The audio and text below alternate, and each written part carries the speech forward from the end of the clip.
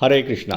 தெய்வ திரு ஆச பக்திவேதாந்த சுவாமி ஸ்ரீல பிரபுபாதர் விரிவான பொருள் உரைகளுடன் அழிய ஸ்ரீமத் பாகவதம் காண்டம் 3 பகுதி 1 பராமரிப்பு அத்தியாயம் 5 மைத்ரேயருடனான விதுரரின் உரையாடல்கள் பதம் 5 கரோதி கர்மாணி கிருதாவதாரோ யானி ஆத்ம தந்த்ரோ பகவாம்ஸ்த்ரியதீஷ யதா சசர்ஜாக்ர இதம் நிரீக சம்ஸ்தாபிய விருத்திம் ஜெகதோ விதத்தே.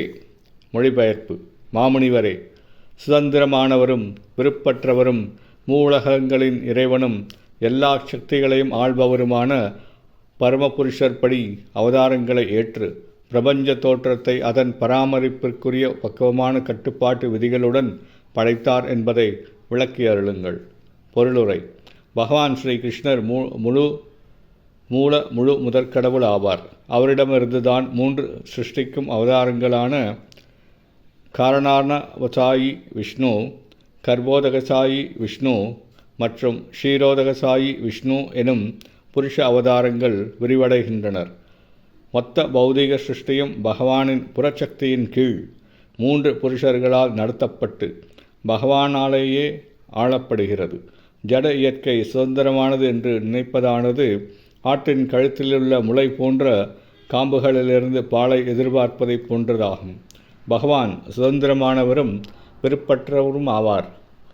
நம்முடைய பௌதிக ஆசைகளை நிறைவேற்றிக் கொள்வதற்காக குடும்ப விவகாரங்களை நாம் உண்டாக்கிக் கொள்வதைப் போல் தமது சுய திருப்திக்காக ஜட உலகை பகவான் படைக்கவில்லை.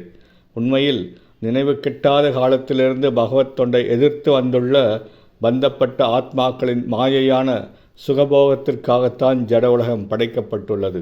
ஜட பிரபஞ்சங்கள் பூரணமானவை. ஜட உலகை பராமரிப்பதற்கு எதுவும் பற்றாக்குறையாக இல்லை. பூமியில் ஜனத்தொகை அதிகரித்திருப்பது போல் காணப்படுவதைக் கண்டு பௌதிகவாசிகள் கலக்கமடைகின்றனர். அவர்களுக்குள்ள அறிவு பற்றாக்குறையே இதற்கு காரணம். ஒரு ஜீவராசி பூமிக்கு வந்த உடனேயே அவனுடைய பராமரிப்புக்கான ஏற்பாடுகளை பகவான் செய்துவிடுகிறார்.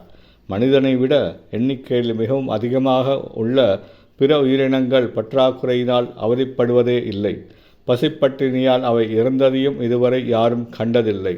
மனித சமூகம் மட்டும்தான் உணவு விஷயத்தில் அவதிக்குள்ளாகி இருக்கிறது.